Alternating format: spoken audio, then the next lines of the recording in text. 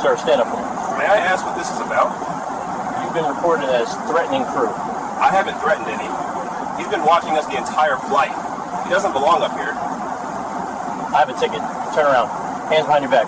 Now. At 35,000 feet over the North Atlantic, two federal air marshals pulled a black man out of seat 3A in first class, forced his arms behind his back, and cuffed him in front of every passenger in the cabin. He hadn't raised his voice. He hadn't made a threat. He hadn't touched a single person on that plane. The man was Senior Chief Darnell Kirkwood, an active-duty Navy SEAL with 16 years of Special Operations service, returning from a classified NATO briefing in Stuttgart, Germany. He was flying on official government travel orders, seated in first class because the Department of Defense had booked him there. The flight attendant who reported him, Karen Lockhart, stood near the galley curtain with her arms crossed, watching the marshals work. A passenger sitting across the aisle would later describe the look on her face as satisfaction. Lockhart had told the captain that Kirkwood was aggressive, erratic, and possibly dangerous. None of it was true. Every camera on that aircraft, every witness statement, and every marshal's report would confirm the same thing. He had done nothing. But by the time the plane touched down at Dulles, Kirkwood was walked off in handcuffs in front of 212 passengers, locked in a federal holding room, and left there for over 3 hours before anyone told him why. Within 72 hours, the FBI had opened a file. NCIS was involved. The Pentagon had sent a formal demand to the airline. And a chain of events was underway that would end careers, trigger a federal investigation, and cost Atlantic Pacific Airlines $6.5 million. Before we go any further, comment where in the world you're watching from, and make sure to subscribe, because what this flight attendant did and what happened to her afterward is something you need to see for yourself. Karen Lockhart was 44 years old and had been a senior flight attendant with Atlantic Pacific Airlines for 16 years. She bid exclusively on transatlantic first-class routes, and among crew who had worked with her, she was known by a nickname she had never been told to her face: the Gatekeeper. The name didn't come from nowhere. Over her career, 11 formal complaints had been filed against her by passengers of color. Black and brown travelers reported being asked to show boarding passes a second time after being seated.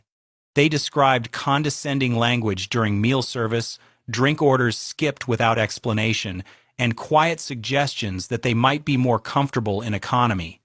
One complaint from a black attorney flying business class described Lockhart telling him that his seat assignment must be a system error and offering to reseat him before takeoff.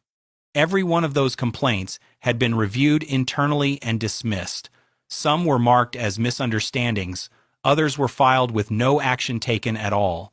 2 HR supervisors had signed off on closing the cases without investigation.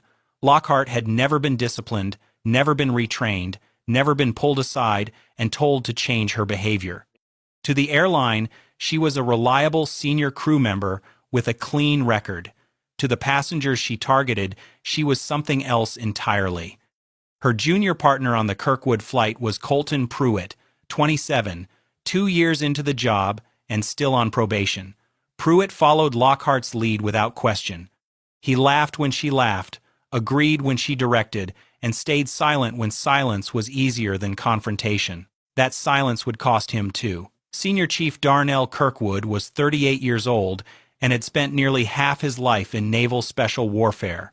16 years of active duty, 3 Bronze Stars, multiple deployments to locations that would never appear in any public record. He had led teams through operations that most Americans would never hear about, brought every one of his men home from missions where the odds said he shouldn't have, and carried the kind of service record that senior commanders referenced when they talked about what the best looked like. He was returning stateside after a NATO Special Operations Coordination meeting in Stuttgart, Germany. The trip had been scheduled through SOCOM, and his travel orders, stamped and authenticated, placed him on Atlantic Pacific Flight 471 from Frankfurt to Dulles, Seat 3A, first class. Government booked. He wore civilian clothes, a clean, dark Henley, jeans, boots, and a watch his team had given him after a deployment in a place none of them were allowed to name. He carried a leather duffel that held his Navy dress blues, his rank insignia, his military ID, and a set of classified travel documents. Nothing about him drew attention. That was by design. SEALs didn't announce themselves. At the gate in Frankfurt, he thanked the boarding agent by name after reading her tag. She smiled. On the jet bridge, an older woman struggled to manage a carry-on and a cane at the same time. Kirkwood took the bag without being asked, walked it to her row, and placed it in the overhead bin. She thanked him. He nodded once and moved on. He wasn't trying to impress anyone. He was just built that way. Quiet, controlled, respectful, the kind of man who handled himself the same way whether he was in a combat zone or a boarding line. Kirkwood reached row 3, stowed his duffel in the overhead compartment, and settled into 3A by the window. He buckled his seatbelt, adjusted the headrest, and pulled a paperback from the seat pocket of his bag before closing his eyes briefly. He looked like any other passenger getting comfortable for a long flight. But from the front galley, Karen Lockhart was already watching. Her eyes tracked him from the moment he turned into the first-class cabin. She watched him open the overhead bin. She watched him sit down. She studied his clothes, his bag, his face. Then she turned to the manifest screen near the galley station and scrolled to seat 3A, Kirkwood, D. She looked at the name. She looked back at the man. Then she leaned toward Colton Pruitt, who was folding hot towels beside her, and lowered her voice. "That's not a first-class passenger. Go check his boarding pass." Pruitt walked over without hesitation. He was polite about it. "Excuse me, sir. Mind if I just verify your boarding pass?" Kirkwood reached into his back pocket and handed it over without a word. Pruitt glanced at it. Seat 3A. Name matched. He walked back to the galley and told Lockhart everything was in order. She barely acknowledged it. People steal upgrades all the time. Could be a system glitch. Keep an eye on him. Pruitt nodded and said nothing. In the first-class cabin, 8 other passengers were already seated. A white man in a sport coat. A couple in matching cashmere. A woman with a designer bag taking up the seat beside her. None of them had been asked for their boarding passes. None of them had been watched from the galley. None of them had been flagged before the doors even closed. 3 hours into the flight, the first beverage service began. Lockhart moved through the first-class cabin with a practiced smile, offering drinks to each row. The couple in cashmere got sparkling water with lime. The man in the sport coat got a whiskey neat. The woman with the designer bag got a glass of champagne. Row 3 got nothing. Lockhart passed Kirkwood's seat without slowing, without making eye contact, without a word. He didn't react immediately. He assumed she would circle back. She didn't. After another 10 minutes, he pressed the call button above his seat. The small chimes sounded in the galley. 14 minutes passed before Lockhart appeared at his row. She looked down at him with an expression that wasn't quite hostility, but wasn't service either. "Can I help you?" "I'd take a water when you get a chance," Kirkwood said. Lockhart tilted her head slightly. "Are you sure you're in the right cabin?" Kirkwood held her gaze for a moment. "Seat 3A. That's where I'm sitting." She brought the water without another word and set it on the armrest without a napkin. 20 minutes later, hot towels were distributed through the cabin. Every passenger received one. Every passenger except Kirkwood. Across the aisle in 3B, a white businessman named Gregory Hale had been watching the pattern develop. He shifted in his seat, glanced at Kirkwood, then at Lockhart, and his discomfort was visible. He said nothing yet, but he was paying attention. Kirkwood put in his earbuds, leaned back, and closed his eyes. He had been treated worse in places far more dangerous than an airplane cabin. He chalked it up to bad service and let it go, but Lockhart wasn't letting anything go. In her mind, she had already decided he didn't belong there. Now she just needed a reason to prove it. 5.5 hours into the flight, Kirkwood unbuckled his seatbelt, stood, and walked toward the forward lavatory. He used it, washed his hands, and stepped back into the aisle. On his way to his seat, he paused near the galley entrance and stretched, rolled his neck, pressed his palms into his lower back. A normal thing for anyone sitting in a pressurized cabin for 6 hours over open ocean. 2 other passengers had done the same thing during the flight. Neither had been noticed. Lockhart noticed Kirkwood. She stood at the galley counter and watched him stretch for fewer than 30 seconds before turning to Colton Pruitt. Her voice was low but urgent. "He's watching us. He's been acting erratic the whole flight. Something's off." Pruitt looked past her toward Kirkwood, who was already walking back toward his seat. He hesitated. He could see a man stretching. He couldn't see a threat, but he said nothing. He didn't ask what specifically was erratic. He didn't challenge the characterization. He looked at Lockhart, then looked at the floor, and stayed silent. That silence gave her everything she needed. Lockhart picked up the interphone connected to the flight deck and pressed the call button. When the captain answered, her language was precise and deliberate. She reported a suspicious and potentially threatening passenger in first class. She said he had been aggressive with crew throughout the flight. She said he was now lingering near the galley in a threatening manner. She used words she knew would trigger a specific response. Aggressive, threatening, lingering. The captain had not seen Kirkwood, had not spoken to him, had not left the flight deck once during the crossing, but Federal Aviation Protocol required him to act on a crew member's threat assessment. He made the call to the air marshals seated in coach. And with that single report, built entirely on fabrication, Lockhart set into motion a sequence of events that could not be undone. Kirkwood was back in his seat, seatbelt fastened, paperback open to page 84, when two men in plain clothes appeared at the edge of his row. They didn't introduce themselves by name. One stood in the aisle, the other positioned himself one row behind. Their jackets were unbuttoned. Their expressions were flat and rehearsed. "Sir, we need you to stand up." Kirkwood looked up from his book. He closed it slowly, placed it in the seat pocket, and stood. His hands were visible at his sides, palms open. His voice was calm and even. "What's this about? You've been identified as a potential threat by a member of the crew. We need you to turn around and place your hands behind your back. There's been a mistake." Kirkwood said, "I haven't done anything. Turn around, sir." He complied. He didn't tense. He didn't pull away. He placed his wrists together behind his back the way a man does when he has been trained to survive situations far worse than this one. The cuffs clicked shut. The sound carried through the silent cabin. Every passenger in first class was watching. The woman with the designer bag had her hand over her mouth. The couple in cashmere sat frozen. Gregory Hale leaned forward in 3B. "He hasn't done anything. I've been sitting right here the entire flight. He hasn't said a word to anyone." One of the marshals glanced at Hale. "Sir, please remain seated." A woman 3 rows back raised her phone and began filming. Near the galley curtain, Karen Lockhart stood with her arms crossed, watching. She didn't speak. She didn't intervene. She watched. The marshals walked Kirkwood down the aisle toward the rear of the aircraft. Every row turned as he passed. He was cuffed to an armrest in the last row of coach. He sat down without resistance, without raising his voice. He asked one question, once, clearly. "Can you tell me specifically what I'm accused of?" No one answered. Atlantic Pacific Flight 471 touched down at Dulles International Airport at 4:47 p.m. Eastern Time.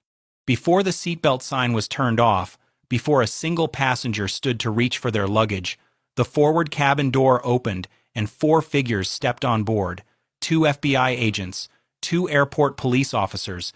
They walked the length of the aircraft without speaking to anyone and stopped at the last row of coach, where Kirkwood sat cuffed to the armrest, spine straight, eyes forward. They uncuffed him from the seat and recuffed his hands behind his back. Then they walked him up the aisle toward the front of the plane. 212 passengers watched. A father pulled his young daughter closer. A teenager lifted his phone. A woman in row 14 pressed her fingers to her lips and shook her head slowly. Kirkwood didn't look left or right. He kept his chin level and his breathing measured. He walked the way he had been trained to walk under pressure. Controlled, silent, present. They took him through the jet bridge and into the terminal, past the gate area where arriving passengers turned and stared, past the baggage signs and the currency exchange kiosk, and into a windowless federal holding room on the lower level of the airport. Concrete walls, a metal table bolted to the floor, a single fluorescent light humming overhead. They sat him in a chair, removed one cuff, and secured the other to a steel loop welded to the table. His leather duffel, the one containing his Navy dress blues, his military ID, his rank insignia, and his classified travel orders stamped by SOCOM, was taken to another room. Then they left. No one told him why he was there. No one read him his rights. No one asked if he needed water or food or a phone call. He sat in that room for 3 hours and 17 minutes before another human being spoke to him. The silence was deliberate. It was a technique designed to create anxiety, to make people talk, to break composure. It didn't work on Kirkwood. He had completed SEER training, the military's survival, evasion, resistance, and escape program designed to prepare operators for capture and interrogation by hostile forces. He had endured simulated captivity in conditions built to replicate the worst-case scenario. A quiet room at Dulles with a fluorescent light and a metal table didn't come close. He sat perfectly still, controlled his breathing, and waited. 3 hours and 17 minutes after Kirkwood was placed in that room, the door opened. A single FBI agent walked in carrying the leather duffel. He didn't sit down. He didn't introduce himself.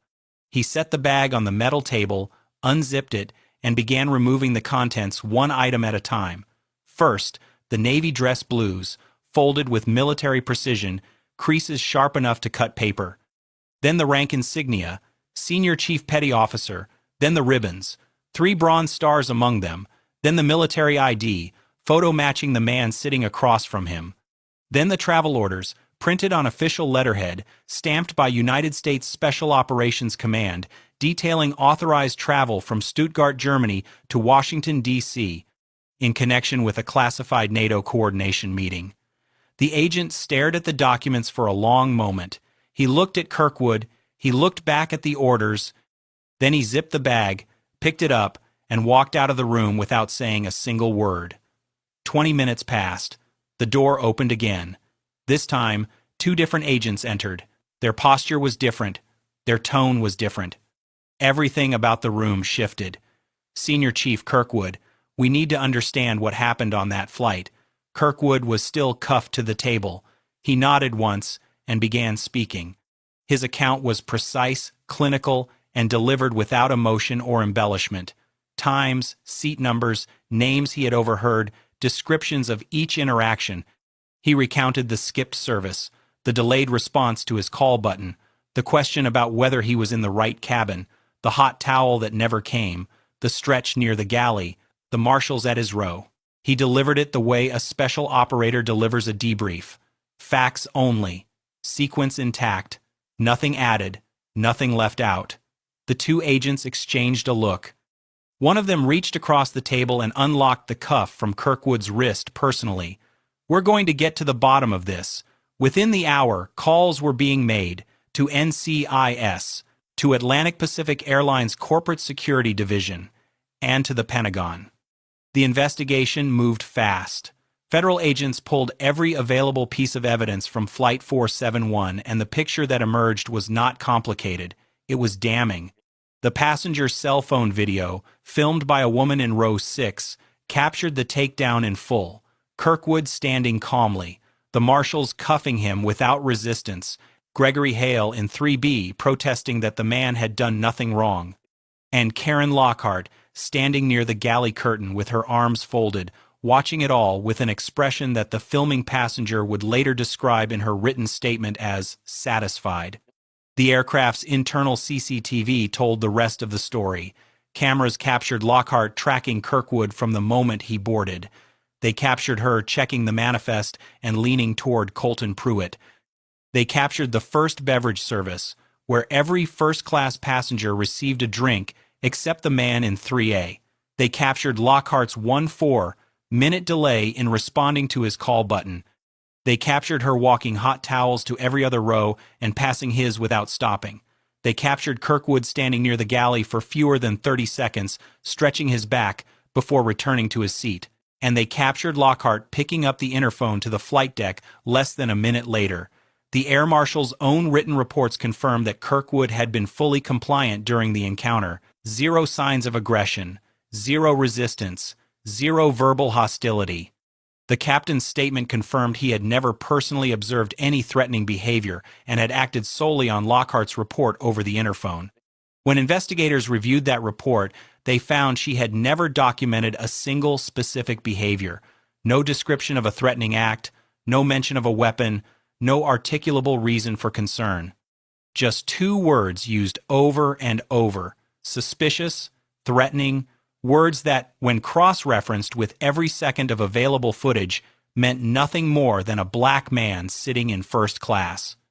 Karen Lockhart was brought into a federal interview room at Dulles 4 hours after the plane landed.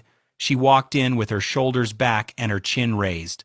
She sat down across from the FBI agent with the posture of someone who expected to be thanked. She had reported a threat. She had followed protocol. She had done her job. The agent opened a folder, clicked a pen, and asked a simple question. Describe the specific threatening behavior you observed from the passenger in seat 3A. Lockhart paused for half a second.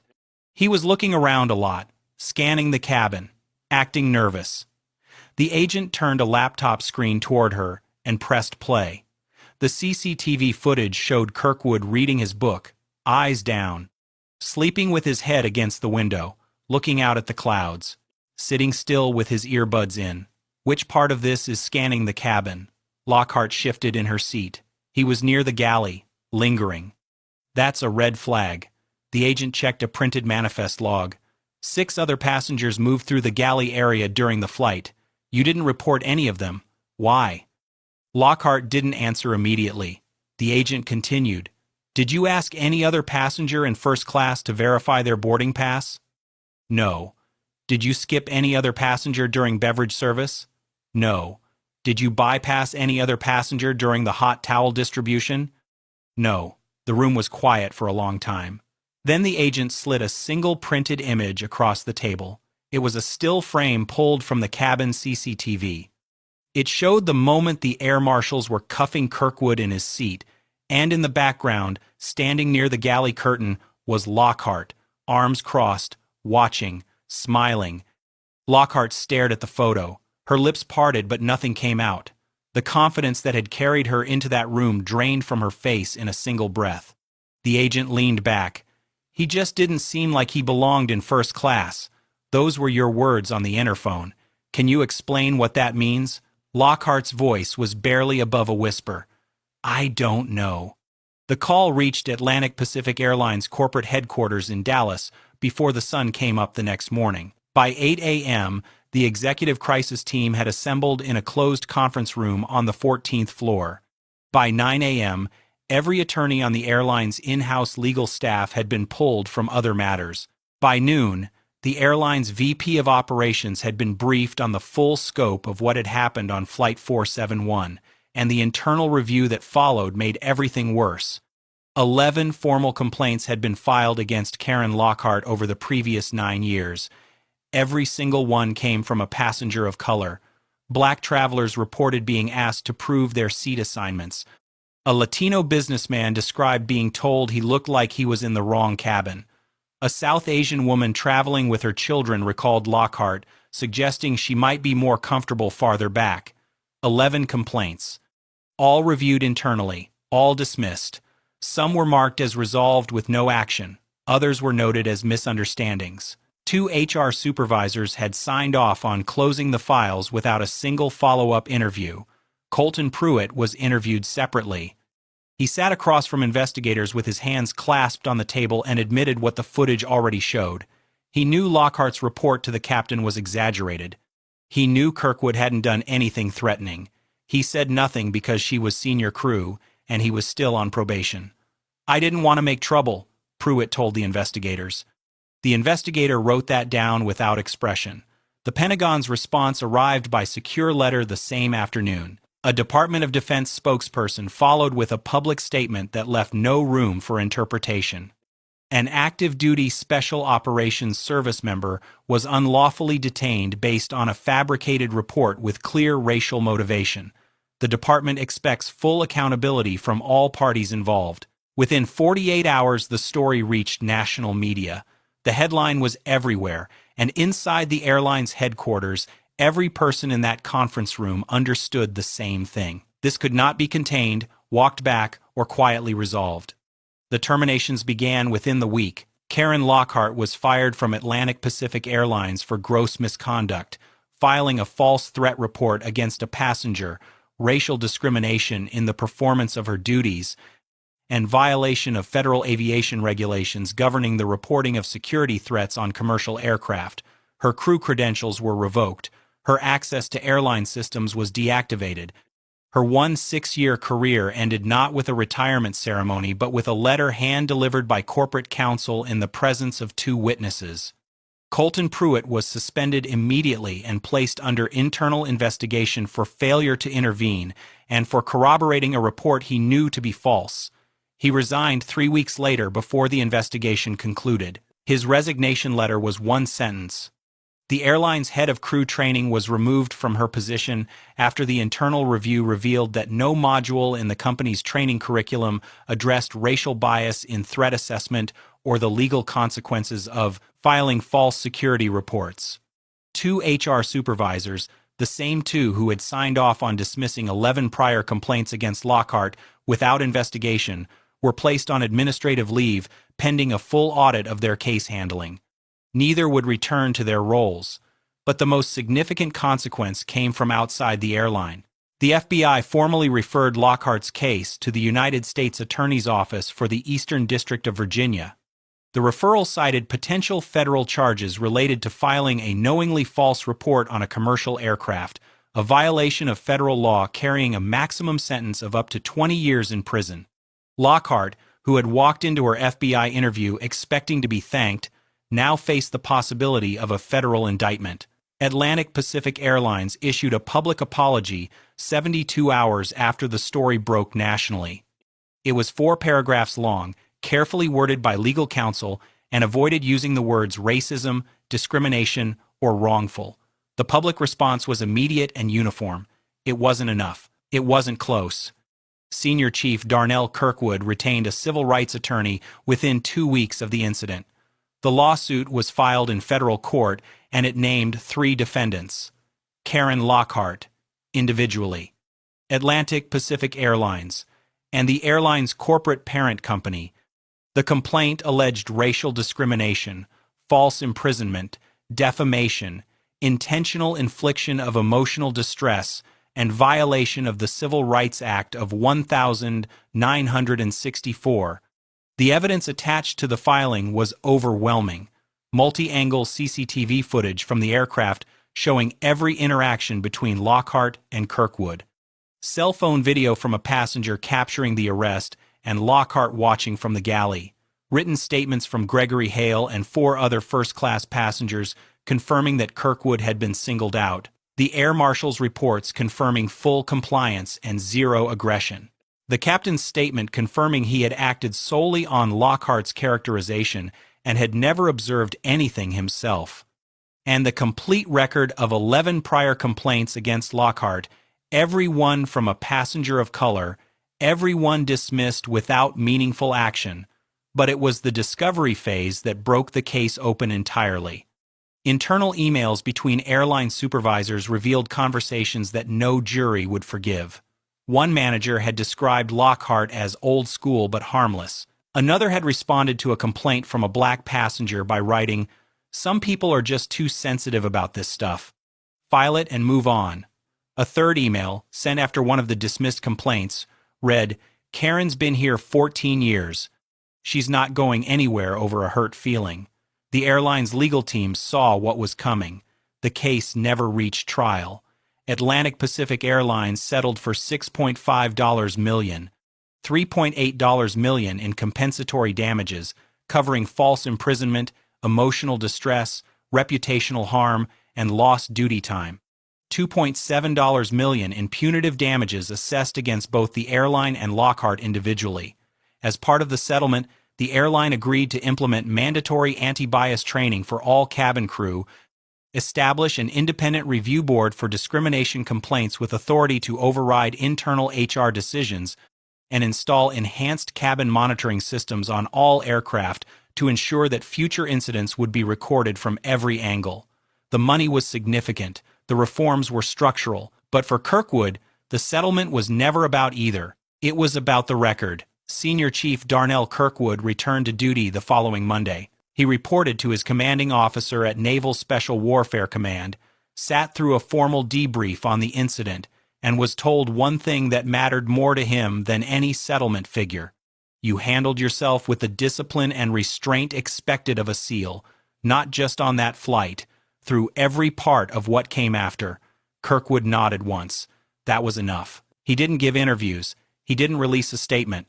He didn't post on social media or accept invitations to appear on cable news panels that wanted him to sit under studio lights and relive the worst moment of his civilian life for ratings. He let the record speak. The footage, the filings, the outcome, quietly, without press coverage or public announcement, he used a portion of the settlement to establish a legal assistance fund for active duty service members and veterans who faced racial discrimination during travel. The fund provided attorney referrals, documentation support, and direct financial assistance to those who couldn't afford to fight back on their own. He never put his name on it. 7 months after Flight 471, Kirkwood boarded another transatlantic flight. First class, same airline. He walked down the jet bridge, turned into the cabin, and stowed his duffel in the overhead bin. A flight attendant greeted him at his row with a warm smile. "Welcome aboard. Can I get you anything before takeoff?" He shook his head. "I'm fine, thank you." He sat down, buckled his seatbelt, and opened a book. No one checked his boarding pass. No one watched him from the galley. No one questioned whether he belonged in his own seat. Back at Atlantic Pacific Airlines Training Center in Dallas, a new module had been added to the mandatory crew certification program. It opened with a single image displayed on a projection screen. A still frame from the cabin CCTV of Flight 471. It showed a black man being handcuffed in seat 3A by 2 federal air marshals. And in the background, near the galley curtain, a flight attendant standing with her arms crossed, smiling. Beneath the image, one line in plain black text, "This cost us $6.5 million. It should have cost us nothing." No names were printed on the slide. They didn't need to be. The careers were already gone. If this story moved you, don't just watch in silence. Like the video, subscribe to the channel, and share this with someone who needs to see what happens when racism meets accountability at 35,000 feet. This case was disturbing, but the one on the right ends in a way no one expects.